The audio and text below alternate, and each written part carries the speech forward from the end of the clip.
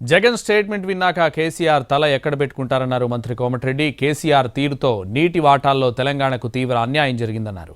గత ఎన్నికల్లో బీఆర్ఎస్ను నల్గొండ ప్రజలు చెప్పుతో కొట్టినట్లు సమాధానం ఇచ్చారన్నారు మంత్రి కోమటిరెడ్డి.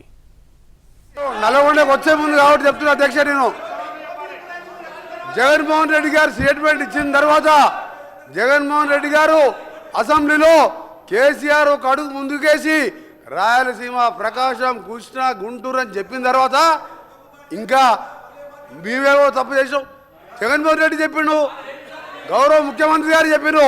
మీకు ఒకటే చెప్తున్నా అధ్యక్ష, మా గౌరవ మంత్రివారు ఉత్తమ్ కుమార్ రెడ్డి చెప్పాను, మీకు ఏమన్నా నల్గొండ కాదు కదా, నల్గొండ రావాలంటే మన 60 రోజుల కింద ఎన్నికలు 60 రోజుల కింద జరిగిన అధ్యక్ష.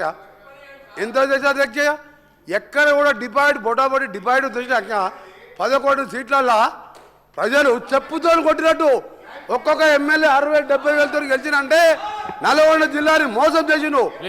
నల్గొండ జిల్లాని మోసం చేసింది కాబట్టి ఆ విధమైన రిజల్ట్ ఇచ్చాను. మీరు జగన్మోహన్ రెడ్డి గారు స్టేట్మెంట్ తీసిన తర్వాత మీ తలకాయ ఎడబెట్టుకుంటారు. జగన్మోహన్ రెడ్డి గారు స్టేట్మెంట్ ఇన్లే.